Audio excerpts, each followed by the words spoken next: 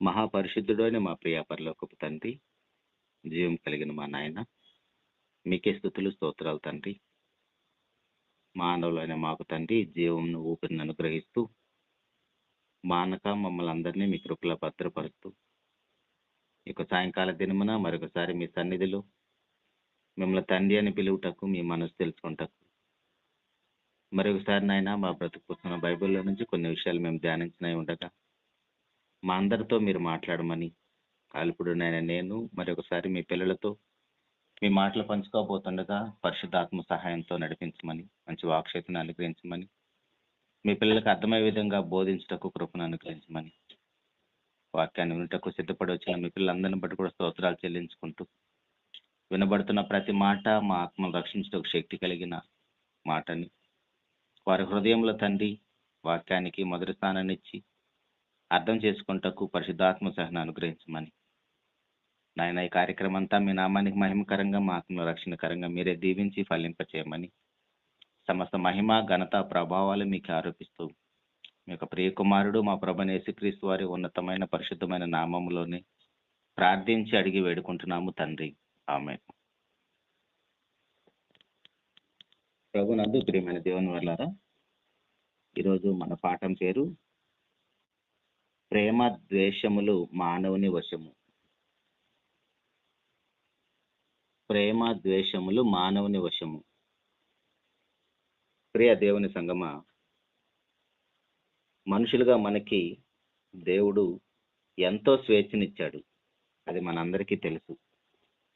ఆ స్వేచ్ఛని మనం వినియోగించుకుంటూ మనకు నచ్చినట్లుగా మనం బ్రతుకుతూ ఉంటాం. దానిలో భాగంగానే మనకు నచ్చిన వారిని మనం ప్రేమిస్తాము, మనకు నచ్చని వారిని మనం ద్వేషిస్తూ ఉంటాం. అది దేవుడైనా దైవమైనా మనుషులైనా లేదా ఆహార వస్తువులైనా మన కుటుంబంలో సమాజంలో మనం వాడుకుంటున్న వస్తువులైనా ఏదైనా కావచ్చు. మనం ఏది నచ్చితే దాన్నే ఇష్టపడతాం, దాని పక్షాన నిలబడతాం. మనకు నచ్చని దాని విషయంలో తెలియకుండానే ద్వేషాన్ని చూపిస్తూ ఉంటాం. మాటల్లోను, క్రియల్లోను, మన చూపుల్లో అది కనపడుతూనే ఉంటది. ఆటోమేటిక్గా అవతల వాళ్ళకి అర్థమవుతుంది ఇది వాళ్ళకి ఇష్టం లేదేమోనని. కాబట్టి ఒక మనిషిని మనము ప్రేమించాలన్నా అన్నది కూడా అది మన స్వాధీనంలోనే ఉంది. అది మన వ్యక్తిగత విషయం. ఆ స్వేచ్ఛను కూడా దేవుడు మనకే ఇచ్చాడు. దేవుడు మనల్ని పుట్టించాడు కాబట్టి మీరు నన్నే ప్రేమించాలి, మీరు నేను చెప్పినట్టే వినాలని దేవుడు మనల్ని ఏమి ఒక రోబోల్లాగా తయారు కూడా చేయలేదు. మొదట ఆయనే మనల్ని ప్రేమించాడు, మనకు తెలుసు. మొదటి యోహాను పత్రిక 4వ అధ్యాయంలో 19వ వచనములో, మొదటి యోహాను పత్రిక 4వ అధ్యాయం 19వ వచనములో, ఆయనే మొదట మనలను ప్రేమించెను గనుక మనము ప్రేమించుచున్నాము. సో మొదట నేను ప్రేమించాను కాబట్టి మీరు నన్నే ప్రేమించాలని దేవుడు అంత ఖచ్చితంగా కూడా మనతో మాట్లాడలేరు. ఎందుకంటే ఆ దేవుని మనం ప్రేమించాలన్నా, ఆ దేవుడు నాకొద్దు అని కయ్యోను గారిలాగా మనం వెళ్ళిపోవాలన్నా కూడా ఆ స్వేచ్ఛను దేవుడు మనకే ఇచ్చాడు. మనకు తెలుసు ఆదికాండం 4వ అధ్యాయంలో కయ్యోను గారు దేవుని సహవాసం వద్దనుకొని వెళ్ళిపోతాడు. ఆదికాండము 4వ అధ్యాయం 16వ వచనములో, అప్పుడు కయ్యోను యెహోవా సన్నిధిలో నుండి బయలుదేరి వెళ్ళిపోయాడు. అంటే కయ్యోను గారు ఆయన ఉద్దేశం ఏంటి? దేవుని సన్నిధి వద్దనుకున్నాడంటే 3 లోకాల్లో దేవుని సన్నిధి లేని, దేవుని ప్రత్యక్షత లేని స్థలం అంటూ ఏదైనా ఉంటుందా? అంటే ఆయనతో నాకేం సంబంధం లేదని దేవుని నుంచి దూరం అయిపోయాడని అర్థం. దేవునితో సహవాసం వద్దనుకున్నాడని అర్థం. ఇలాంటి అలవాటు మనలో కూడా చాలా మందికి ఉంటుంది. ఎప్పుడు ఏం దేవుడు, ఎప్పుడు చర్చి మీటింగ్స్, ఆన్లైన్ వాక్యం. ఒక్కోసారి క్రైస్తవులుగా మనం కూడా కొంచెం విసిగించుకుంటూ కూడా ఉంటాం. అయినా దేవుడు మనల్ని ప్రేమిస్తున్నాడు కాబట్టి మనం విసిగించుకున్నా వద్దనుకున్నా ఆయన మన కన్న తండ్రి కాబట్టి ఎలాగైనా సరే మన లోపమేంటో మన పరిస్థితి ఏంటో మనకు తెలియజేసి ఆ సమస్యకి పరిష్కారాన్ని చూపించి మరలా తన యొద్దకు మనల్ని కూడా తెచ్చుకుంటకు దేవుడు చూపిస్తున్న మార్గం ఇది.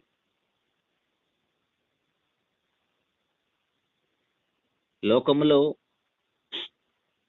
ప్రారంభ కుటుంబమైన ఆదాము అవ్వలు కూడా ఆదాము గారితో దేవుడు మాట్లాడినప్పుడు నువ్వు ఎక్కడ ఉన్నావని అడిగిన ప్రశ్న మనందరికీ తెలుసు. అంటే అవ్వమ్మ గారు పండు తింటుంటే నువ్వు ఎక్కడున్నావని అర్థమేం కాదు. ఈ పండు తినటం వలన నీ స్థితి ఏంటి, ఇప్పుడు నీ స్టేటస్ ఏంటి, నువ్వు ఎక్కడున్నావు, అయ్యో నేను పాపంలో ఉన్నాను, నీ సహవాసం నుంచి నేను దూరం అయిపోయి ఉన్న సంగతి మనకు తెలియాలని అవ్వాదాములతో కన్నతండ్రి అయిన దేవుడు మాట్లాడిన సందర్భం మనకు తెలుసు. ఇప్పుడు అదే పరిస్థితి ఈరోజు నీతో నాతో కూడా మనందరితో మాట్లాడుతున్నాడు. నువ్వు ఎక్కడున్నావు అంటే ఇప్పుడు నేను ఆన్లైన్లో వాక్యం వింటున్నాను, నేను ఆన్లైన్లో వాక్యం చెబుతున్నానని ఇది కాదు మన స్థితి. మనం పరిశుద్ధులుగానే బ్రతుకుతున్నామా లేదా ఇంకా పాపపు లోకంలోనే ఉన్నామా అన్న విషయం మనకు తెలియాలి. కాబట్టి ప్రభువారు మాట్లాడుతూ మత్తయి సువార్త 6వ అధ్యాయము 24వ వచనములో, మత్తయి సువార్త 6వ అధ్యాయం 24వ వచనములో, ఎవడను ఇద్దరు యజమానులకు దాసుడుగా ఉండనేరడు, అతడు ఒకరిని ద్వేషించి ఒకరిని ప్రేమించును, లేదా ఒకని పక్షముగా నుండి ఒకరిని తృణీకరించును. మీరు దేవునికిని సిరికిని దాసులుగా ఉండనేరరు. ఇక్కడ మనం ఒకరిని ప్రేమించాలన్నా ఒకరిని ద్వేషించాలన్నా ఆ స్వేచ్ఛ స్వతంత్రం దేవుడు మనకే అనుగ్రహించాడు. ఇక్కడ సిరి అనగానే మనం ఏదో ఎప్పుడు డబ్బు గురించే మాట్లాడుకోవాల్సిన అవసరం లేదు. కానీ అది మన ఉద్యోగమైనా మన వ్యాపారమైనా, ఇంకా గట్టిగా మాట్లాడాలంటే లోకం. ఒక పక్కన లోకం, ఒక పక్కన దేవుడు. లోకాన్ని ప్రేమిస్తున్నామా, దేవుణ్ణి ప్రేమిస్తున్నామా? సిరి అనగానే అదేదో చిన్న ఒక ఆబ్జెక్టివ్ లానే మాట్లాడుకుంటున్నాం మనం. ధనం మాత్రమే కాదండి, లోకం అంతా కూడా.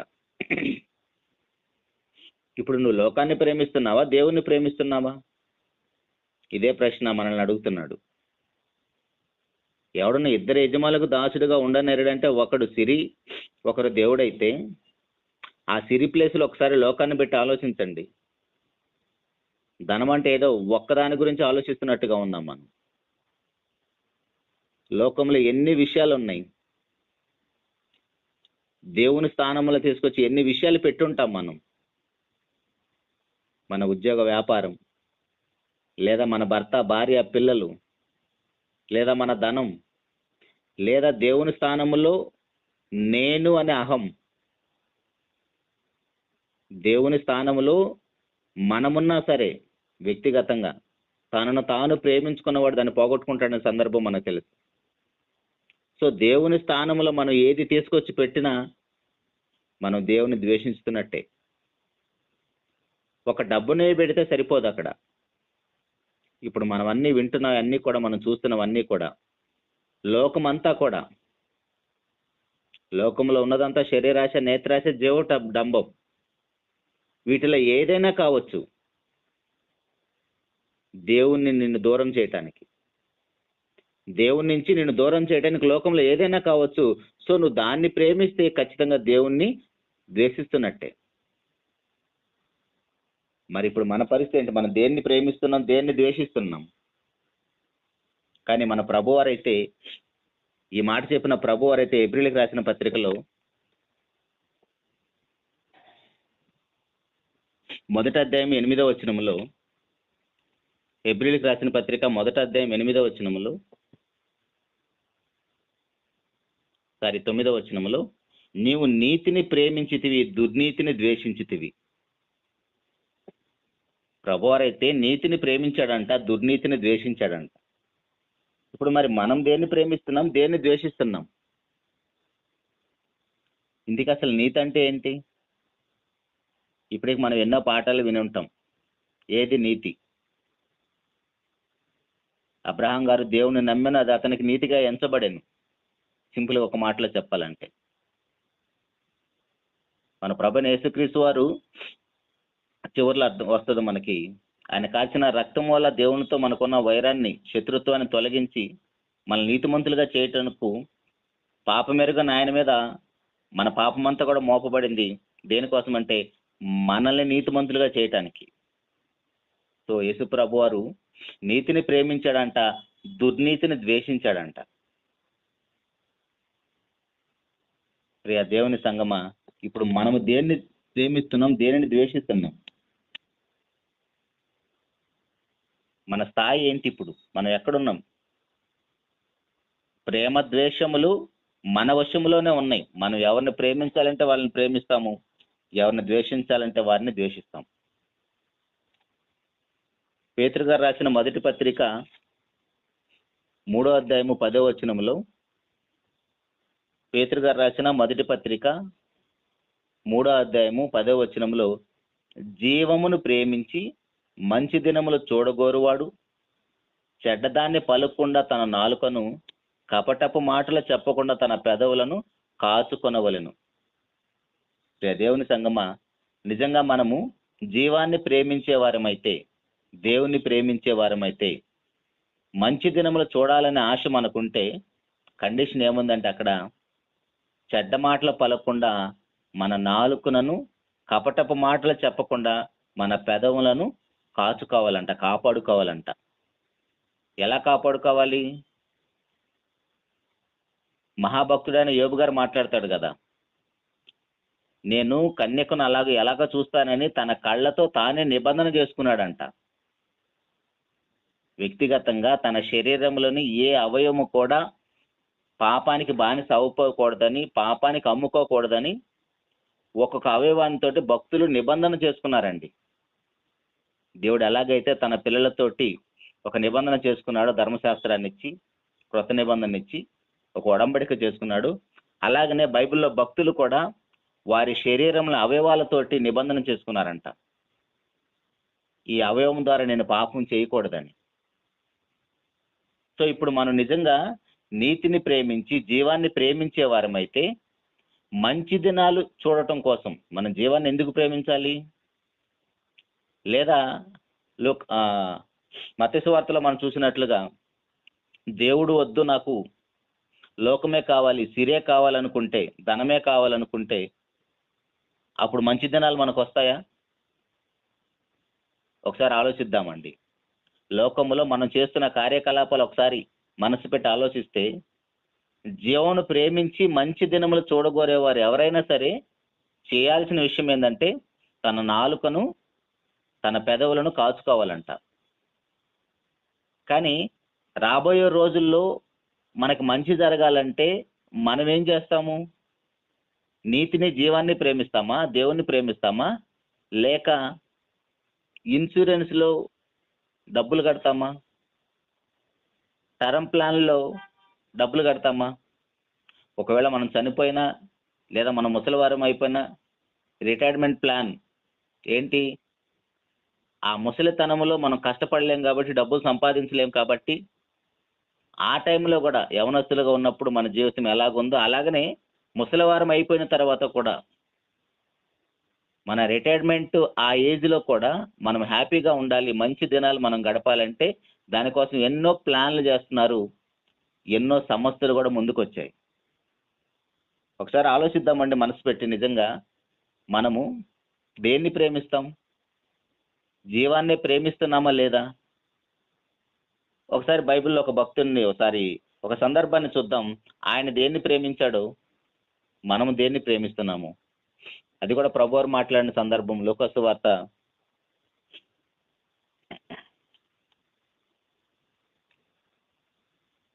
12వ అధ్యాయము, లూకా సువార్త 12వ అధ్యాయము 15వ వచనంలో, లూకా సువార్త 12వ అధ్యాయం 15వ వచనంలో, మరియు ఆయన వారితో, మీరు ఏ విధమైన లోభమునకు ఎడమియక జాగ్రత్త పడుడి, ఒకని కలిమి విస్తరించుట వాని జీవమునకు మూలము కాదనెను. ఒకని కలిమి విస్తరించుట వాని జీవమునకు మూలము కాదనెను. కలిమి విస్తరించటం వల్ల వాళ్ళు జీవములో ప్రవేశించలేరంట. ఇందాక పేతురు గారి ద్వారా పరిశుద్ధాత్ముడు ఏం రాపించాడు?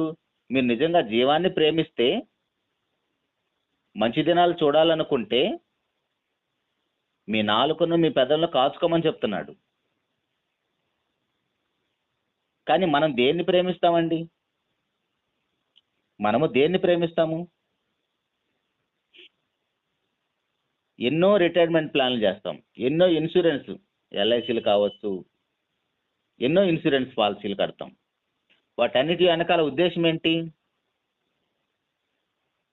నా ఉద్దేశం అవి కట్టొద్దనేది నా ఉద్దేశం కాదు, కానీ దానికోసం చేస్తున్న ప్లానుల్లో మనం జీవములో ప్రవేశించటానికి.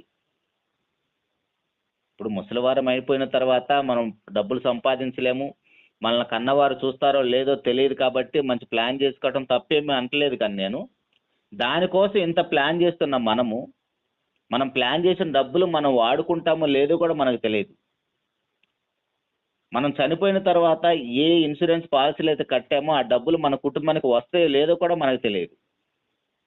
ముసలివారైన తర్వాత ఆ డబ్బులు అనుభవించటానికి, ఏ ధనాన్ని అయితే మనం కూడబెడుతున్నామో ఆ ధనాన్ని అనుభవించడానికి మనకు అంత ఆరోగ్యం, మన బాడీ సహకరిస్తుందో లేదో కూడా మనకు తెలియదు. కానీ దానికోసం ఎంతో ప్లాన్ చేస్తాం. సంపాదనలో ఉన్నప్పుడే దానికంటూ కొంత ధనాన్ని, మనకేం సంబంధం లేదంటే పక్కన పెడుతున్నారు. చాలా మంచిది, పెట్టాలి కూడా అలా. అయితే దీనికోసం ఇంత ప్లాన్ చేస్తున్న మనము ఈ లోకాన్ని విడిచిన తర్వాత జీవంలో ప్రవేశించటానికి పేతురు గారు అదే మాట్లాడుతున్నారు కదా. మీరు జీవమును ప్రేమించి మంచి దినాలు చూడాలనుకుంటే, జీవాన్ని ప్రేమించేవాడు మంచి దినాలు ఎక్కడ చూస్తాడు? ఈ భూమి మీదేనా? మరణం అనంతరమా? నిజానికి మన జీవంలో ప్రవేశించేది ఎప్పుడు? మరణానంతరం కదా. ఆ జీవంలో ప్రవేశించాలంటే మనకున్న కండిషన్ ఏంటంటే, యోబు గారు ఎలాగైతే తన అవయవాలతోటి నిబంధన చేసుకున్నాడు, మనము కూడా మన నాలుకతోటి, మన పెదవులతోటి నిబంధన చేసుకోవాలి. మనం ముసలివారైన తర్వాత ఎంత ధనాన్ని సమకూర్చినా సరే ఆ ధనం వల్ల మనకి ఎలాంటి ప్రయోజనం ఉండదు. మహా అయితే మనకున్న రోగాలకి మెడిసిన్ కొనుక్కోవటానికి తప్ప. ఎందుకంటే గట్టిగా తినలేము, గట్టిగా ఆడలేము, పాడలేము, తిరగలేము, లోకాన్ని తిరిగి ఎంజాయ్ చేయలేము. అసలు రాబోయే రోజులు అన్నీ కూడా మనకి దుర్దినాలే. బైబిల్ తెలియని వాళ్ళు, లోకంలో ఉన్నవారు, లోకస్తులు మాట్లాడే మాటలు వేరుంటాయి. కానీ క్రైస్తవులుగా, దేవుని పిల్లలుగా మనకున్న ఒక మంచి గ్రంథం, దేవుని యొక్క మనసు, మన బ్రతుకు పుస్తకం బైబిల్ అండి. బైబిల్ చదివితే మన యొక్క ఫ్యూచర్ ఎలా ఉంటుందో, మన ఫ్యూచర్ ఎలా ఉండబోతుందో కూడా ఖచ్చితంగా బైబిల్ చెప్తుంది. రాబోయే రోజులన్నీ మంచి దినాలు అనుకుంటుంది లోకం, కానీ రాబోయే రోజులన్నీ కూడా బైబిల్ ఏమని చెప్తుందంటే వాటిని దుర్దినాలు అని చెప్తుంది. మనందరికీ తెలిసిన సందర్భం, ప్రసంగి గ్రంథం 12వ అధ్యాయము 1వ వచనం. ప్రసంగి గ్రంథం 12వ అధ్యాయం 1వ వచనంలో, దుర్దినములు రాకముందే ఇప్పుడు వీటి యందు నాకు సంతోషం లేదని నీవు చెప్పు సంవత్సరములు రాకముందే. ఇప్పుడు మనం ముసలివారు అవ్వకముందే ఎలాగైతే కుటుంబం కోసం, మన రిటైర్మెంట్ కోసం ధనాన్ని సమకూర్చుతున్నామో, జాగ్రత్త చేస్తున్నామో, అట్ ద సేమ్ టైం శరీర సంబంధమైన, భౌతిక సంబంధమైన అవసరాల కోసం ఎలాగైతే జాగ్రత్తలు తీసుకుంటున్నామో, మన ఆత్మ సంబంధమైన జాగ్రత్తలు మరీ ముఖ్యమని వాక్యం మనకు తెలియజేస్తుందండి. ఆత్మ సంబంధమైన జాగ్రత్తలు మరీ అవసరం.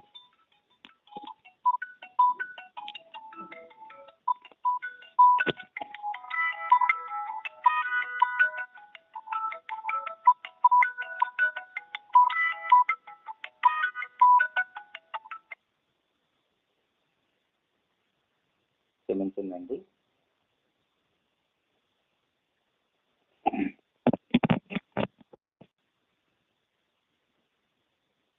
మన ఆత్మ సంబంధమైన అవసరాలు చాలా ఇంపార్టెంట్ అని వాక్యం చెబుతుంది. దుర్దినములు రాకముందే ఇప్పుడు వీటి యందు నాకు సంతోషం లేదని నీవు చెప్పు సంవత్సరంలో రాకముందే, తేజస్సునకును సూర్యచంద్ర నక్షత్రములకు చీకటి కమ్మకముందే, వాన వెలిసిన తర్వాత మేఘంలో మరల రాకముందే, నీ బాల్య దినములందే నీ సృష్టికర్తను స్మరణకు తెచ్చుకొనుము.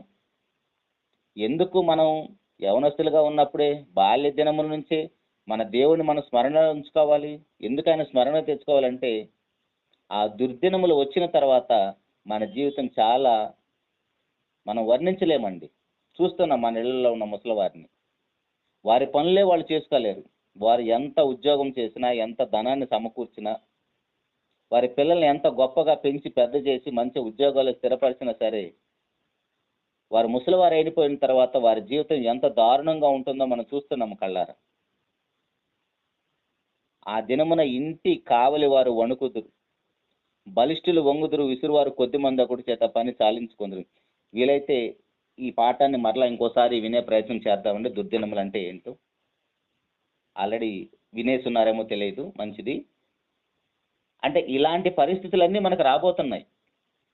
ఆ దినమున ఇంటి కావలి వారు వణుకుదురు, బలిష్ఠులు వంగుదురు, విసురువారు కొద్ది మంది ఒకటి చేత పని చాలించుకుందరు. కిటికీలో గుండా చూచువారు కానలేక విందురు, తిరగటి రాళ్ల ధ్వని తగ్గిపోవును. వీధి తలుపులు మోయబడును, పెట్ట యొక్క కూతకు ఒకడు లేచును. సంగీతములు చేయు స్త్రీలను నాదం చేవారందరూ నిశ్శబ్దంగా ఉందురు. ఎత్తు చోటుకు భయపడుదురు, మార్గములు యందు భయంకరమైన కనబడును. బాదం వృక్షము పువ్వులు పూయును, మిడత బరువుగా ఉండును. ఈ పరిస్థితులన్నీ ఎంత దారుణంగా ఉన్నాయో చూడండి. నిజానికి దేనికి భయపడని యవనస్తుడు ముసలితనముకు వెళ్ళిపోయిన తర్వాత తన శరీరం సహకరించకపోవటం వల్ల ప్రతిదానికి భయపడిపోతాడు. మిడత ఎంత ఉంటుందండి? మిడత కూడా బరువు అయిపోతుందంట. చెవులు వినపడవు, కళ్ళు కనపడవు, నడుము వంగిపోతుంది, పళ్ళు ఊడిపోతాయి, చెవులు వినపడవు. ఇలాంటి పరిస్థితులన్నీ మనకు రాకముందే నువ్వు దేన్ని ప్రేమిస్తున్నావు? జీవాన్ని ప్రేమించి మంచి దినాలు చూడాలనుకుంటున్నావా? లేదా సిరిని ప్రేమించి, లోకాన్ని ప్రేమించి, ధనాన్ని ప్రేమించి, లూకాసు వార్త 12వ అధ్యాయంలో ఉన్న ధనవంతులాగా ఆలోచిస్తున్నామా? లూకాసు వార్త 12వ అధ్యాయంలో ప్రభువారు ఒకని కలిమి విస్తరించుట వాని జీవనకు మూలము కాదని చెప్పిన తర్వాత ఆ విషయం ఏంటో అర్థం చేయించడం కోసం వెంటనే 16వ వచనంలో ఒక ఉపమానం చెప్తున్నాడు. మరియు ఆయన వారితో ఒక ఉపమానం చెప్పాను. ఒక ధనవంతుని భూమి సమృద్ధిగా పండెను. అప్పుడు అతడు, నా పంట సమకూర్చుకుంటకు నాకు స్థలము చాలదు గనుక నేనేమి చేతునని తనలో తాను ఆలోచించుకొని, నేను ఇలాగూ చేతును, నా కొట్లు విప్పి వాటికంటే గొప్ప వాటిని కట్టించి అందులో నా ధాన్యమంతటిని, నా ఆస్తిని సమకూర్చుకొని, నా ప్రాణమా అనేక సంవత్సరములకు విస్తారమైన ఆస్తి నీకు సమకూర్చబడి ఉన్నది, సుఖించుము, తినుము, త్రాగుము, సంతోషించుమని చెప్పుదును అనుకొనెను. అయితే దేవుడు, వెర్రివాడా, ఈ రాత్రి నీ ప్రాణమును అడుగుచున్నారు, నువ్వు సిద్ధపరిచినవి ఎవని వగునని అతనితో చెప్పాను. ఇక్కడ కూడా ఇంకొక పాఠం ఉంటుందండి. నీ ప్రాణమును అడుగుచున్నవారు ఎవరు? నీ ప్రాణమును అడుగుచున్నవారు ఎవరు? అడుగుచున్నాడు కాదండి, దేవుడు కాదు. అడుగుచున్నాడు లేదు, అడుగుచున్నారు. దేవుడు అడుగుతున్నారా? వేరే వాళ్ళు అడుగుతున్నారా? అదొక పాఠం ఉందండి. అయితే ఇక్కడ ఆ వ్యక్తి ఏమనుకుంటున్నాడు? తన ప్రాణాన్ని ప్రేమిస్తున్నాడు, జీవాన్ని ప్రేమించిన వ్యక్తి కాదు. తన ప్రాణంతో చెప్తున్నాడు, నా ప్రాణమా అనేక సంవత్సరములకు విస్తారమైన ఆస్తి నీకు సమకూర్చబడి ఉన్నది, తినుము, త్రాగుము, సుఖించుము, సంతోషించమని చెప్పుదని అనుకుంటున్నాడు. ఇప్పుడు ఇలాంటి జాబితాలో మనం కూడా చాలా మంది ఉన్నామండి. నాతో పాటు కలిసి పనిచేస్తున్న నాకంటే పెద్ద ఒక ఆయన ఇదే మాట చెప్పేవాడు నాకు. ఆయన కూడా చర్చికి వెళ్తారు, కానీ వాళ్ళు వెళ్తున్న చర్చిలో మరి వాళ్ళకి ఏమి నేర్పుతారో తెలియదు. కానీ హైదరాబాద్లో సతీష్ కుమార్ గారు వాళ్ళ చర్చికి వెళ్తారు వాళ్ళు. ఆయనకు అన్ని అలవాట్లు ఉన్నాయి. నాతో కలిసినప్పుడల్లా ఆయనతో మాట్లాడుతూ ఉండేవాడిని. తమ్ముడు, బైబిల్లోనే ఉంది కదా తినుము, త్రాగుము, సుఖించమని, మరి మీరేంటి అలా చేయొద్దంటారు? మీరు బైబిల్ సరిగ్గా చదవరేమో అని నన్నే అడిగేవాడు. అన్న, ఆ లైన్ చదువుతా బాగానే ఉంది, దాని కింద లైన్ ఎందుకు చదవనా అనేవాడిని నేను. తినుము, త్రాగుము, సుఖించమని చెప్పాడు, ఓకే, అది చెప్పింది దేవుడేమి కాదు, ఒక ధనవంతుడు చెప్తున్నాడు, దాని కింద లైన్లో దేవుడు ఏం చెప్పాడు ఎప్పుడైనా చదివావంటే అన్నీ మనకి ఎందుకు తమ్ముడు అనేవాడు. రీసెంట్గా అన్నగారు చనిపోయారు కూడా. దేవుని చిత్తం, మరి ఆయన ఎక్కడికి వెళ్ళాడో మనకు తెలియదు, కానీ మనకైతే అవకాశం ఉంది. తినుతూ త్రాగుతూ సంతోషిస్తూ లోకాన్ని ఎంజాయ్ చేస్తున్న ఇలాంటి టైంలో మనకు మరణం వస్తే ఏంటి పరిస్థితి? మన జీవాన్ని ప్రేమించి మంచి దినాలు చూడాలనుకుంటుంటే మనం చేస్తున్నది ఏంటి? ఏ పనిలో మనం ఉండిపోయాం. కానీ ఇక్కడ ఈ ధనవంతుడైతే తన ప్రాణాన్నే ప్రేమించుకుంటున్నాడు. తన ప్రాణాన్ని ప్రేమిస్తున్నాడు కాబట్టి తన ప్రాణంతో చెప్తున్నాడు, నా ప్రాణమా తినుము త్రాగుము సంతోషించుమని. మరి తను సంపాదించిన ఆస్తి ఎవరు అనుభవించాలి? అయితే ఇలాంటి వాళ్ళందరూ ఎలాంటి వారంటే, ఎఫెసీయులకు రాసిన పత్రిక 4:18 వచనంలో, ఎఫెసీయులకు రాసిన పత్రిక 4:18 వచనంలో, వారైతే అంధకారమైన మనసు గలవారై తమ హృదయ కాఠిన్యము వలన తమలోనున్న అజ్ఞానము చేత దేవుని వలన కలుగు జీవములో నుండి వేరు చేయబడిన వారై తమ మనసునకు కలిగిన వ్యర్థతను అనుసరించి నడుచుకొనుచున్నారు. ఎందుకు వీళ్ళు లోకాన్నే ప్రేమిస్తున్నారంటే, ఇదిగో జీవములోంచి వారు వేరు చేయబడ్డారు.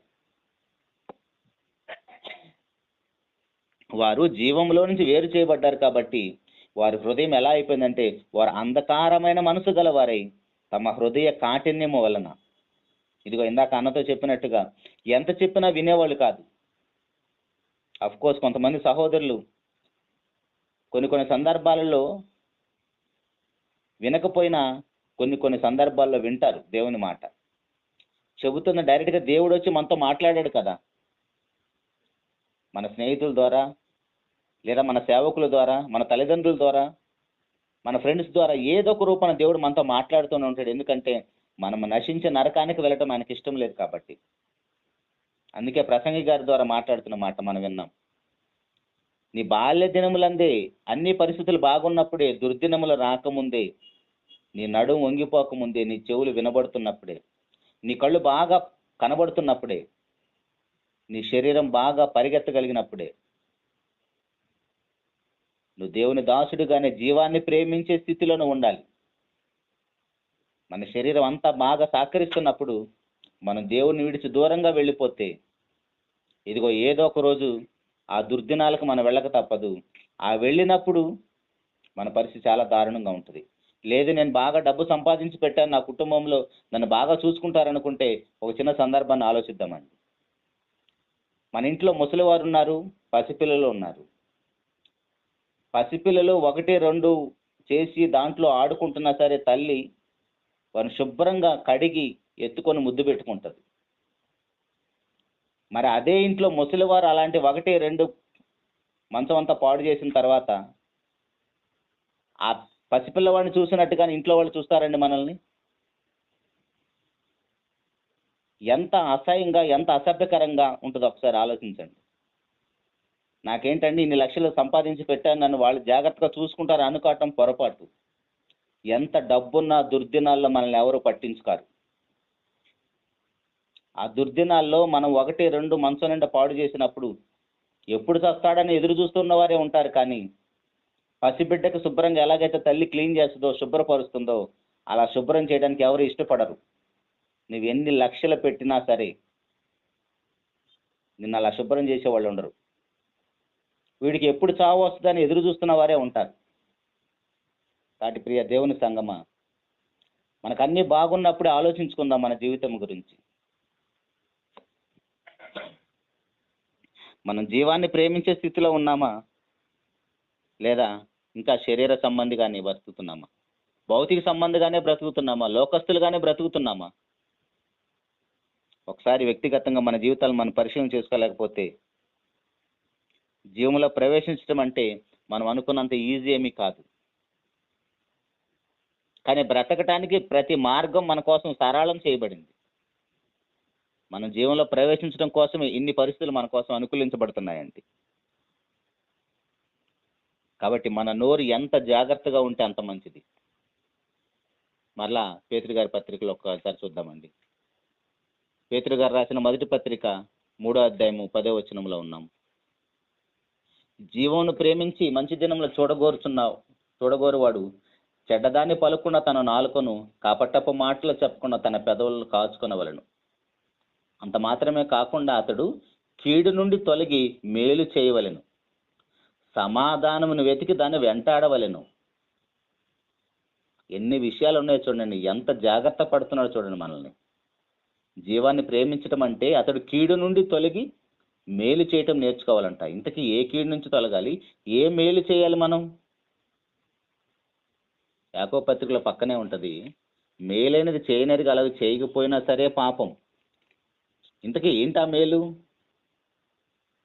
మేలైనది చేయనరిగా అలాగే చేయకపోతే పాపం. యాకోబు పత్రిక 4:17 ఉంటది కదా. కాబట్టి మేలైనది చేయనెరిగి అలాగూ చేయని వానికి పాపం కలుగును.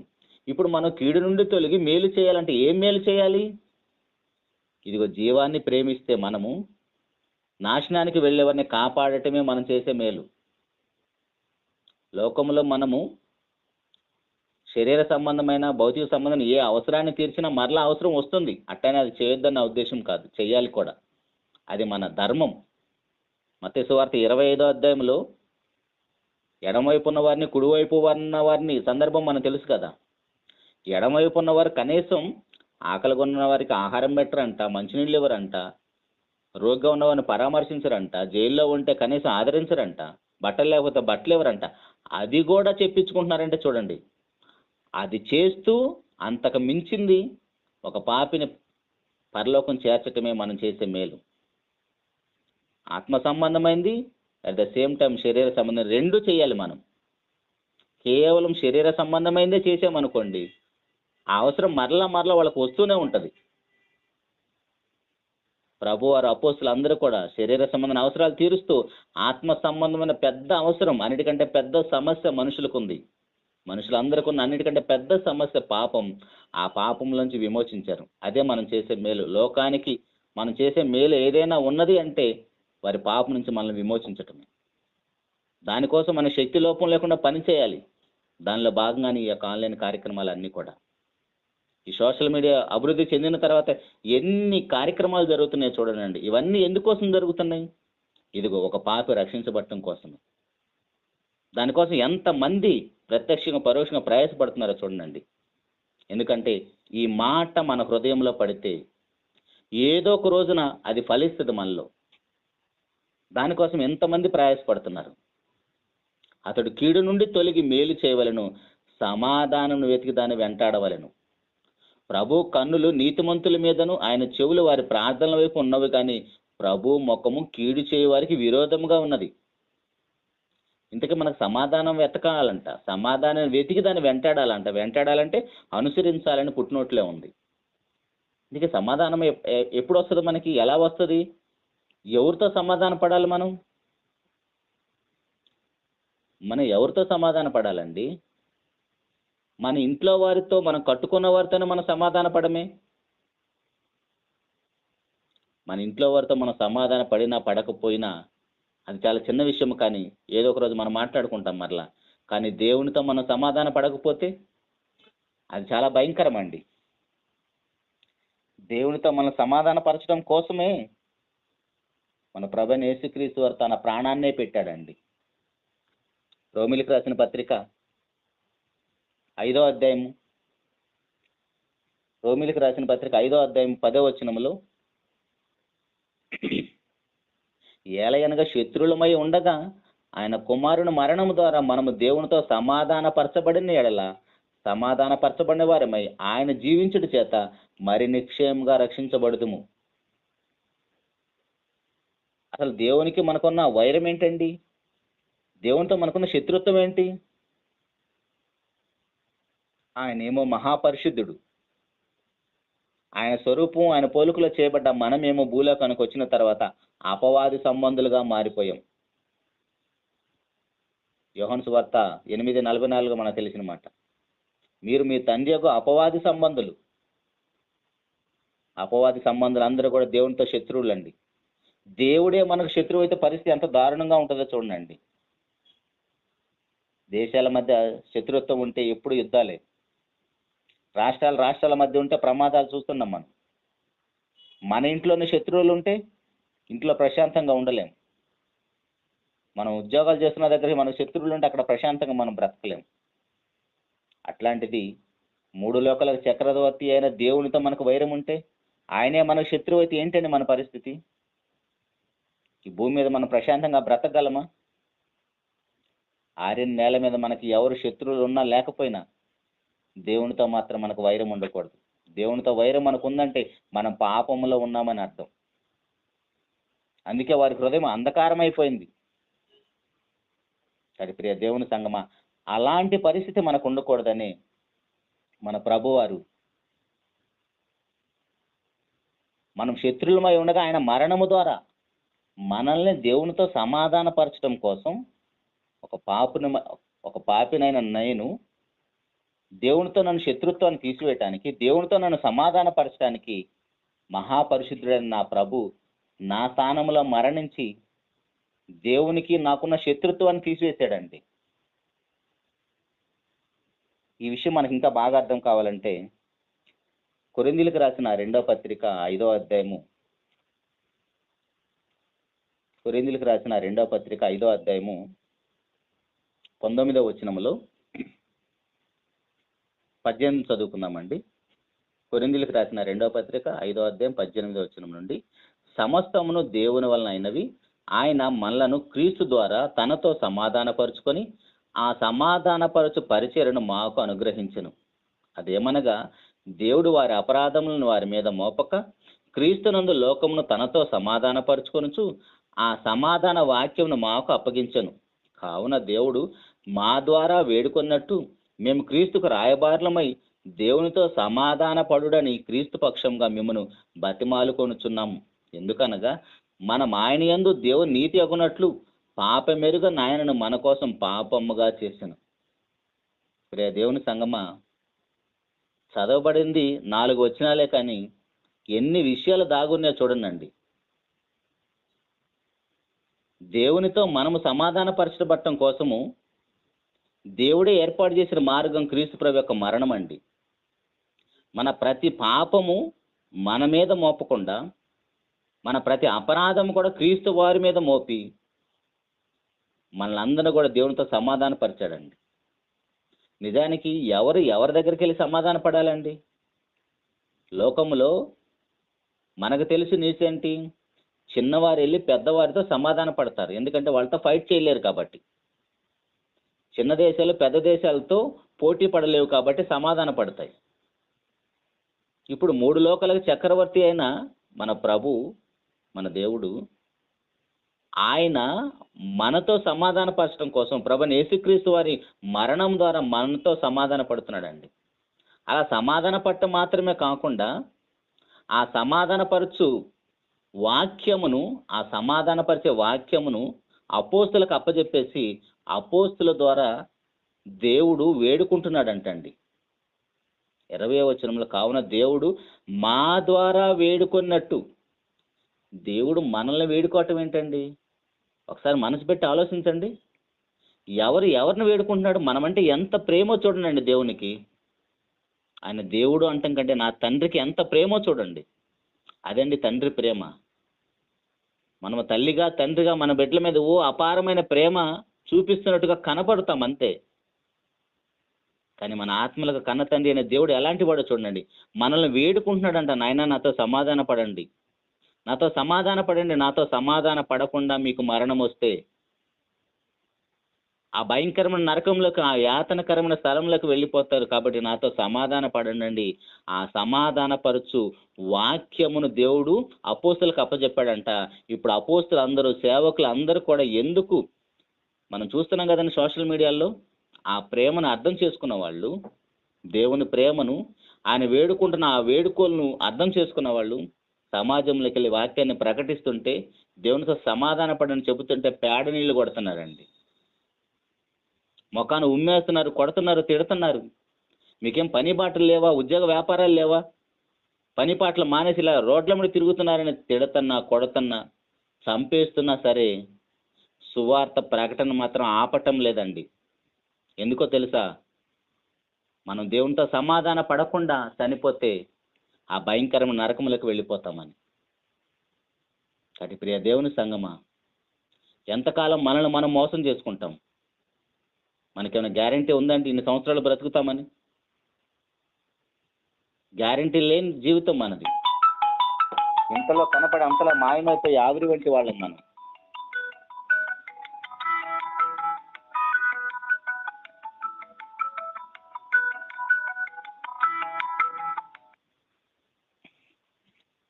ఇలాంటి జీవితాలు కలిగిన మనము దేవునితో సమాధాన పడకుండా చనిపోతే అది చాలా భయంకరమైన పరిస్థితులకు వెళ్ళిపోతాం. కాబట్టి దేవుడు మనల్ని వేడుకుంటున్నాడండి. ఏమని వేడుకుంటున్నాడంటే, మీరు నిజంగా జీవంలో ప్రవేశించాలంటే మీ నోటిని, మీ పెదాలను కాచుకోనండి. మన పెదాలను మనం కాచుకోలేకపోతే అది చాలా భయంకరం.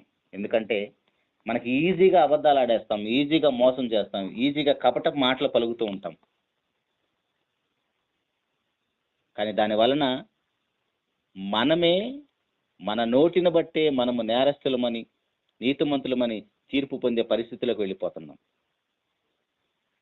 అందుకే యాకోబు పత్రిక 3వ అధ్యాయము 8వ వచనములో, యాకోబు పత్రిక 3వ అధ్యాయం 8వ వచనంలో, ఏ నరుడును తన నాలుకను సాధు చేయ నేరడు. ఎందుకండి? మన నాలుక, మన నోరు మన మాట వినదా? మన నోరు మన మాట వినకపోతే, మన నాలుక మన మాట వినకపోతే మన మాట ఎవరింటారండి? మనకి లూజ్ టంగ్ ఉండకూడదు. క్రైస్తవులుగా, దేవుని పిల్లలుగా మన మాట అవునంటే అవును, కాదంటే కాదన్నట్టుగా ఉండాలి. ఎందుకంటే మన నాలుకే మన నరకానికైనా తీసుకుని వెళుతుంది. మన నాలుకే మనల్ని జీవములను ప్రవేశింపజేస్తుంది. జీవ మరణములు నాలుక వశమండి. ఆ నాలుకే అగ్ని.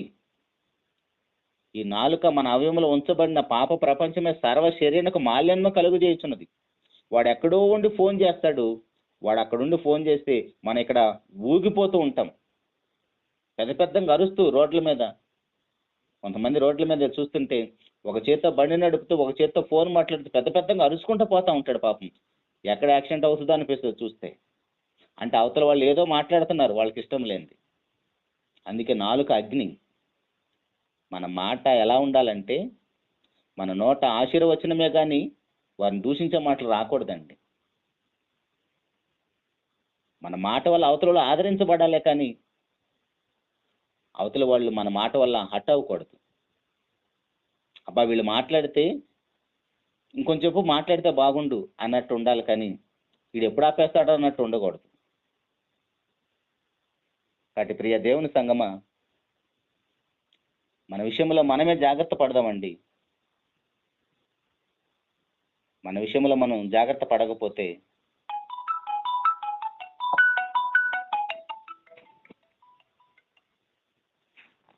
ప్రియ దేవుని సంగమం, మన విషయంలో మనం జాగ్రత్త పడకపోతే అది చాలా ప్రమాదం.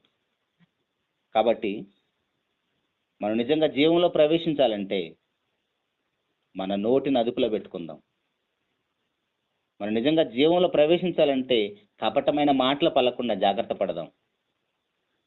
ఖచ్చితంగా దేవుడు మనకు సహాయం చేస్తాడు. వీలైతే దీన్ని కొనసాగింపుగా మరలా ఇంకొకసారి ఆలోచిద్దామండి.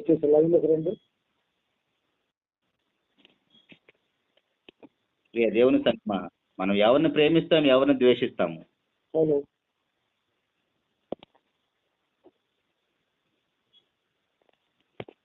అన్నగారు ఒకటి కట్ అయిపోయిందా?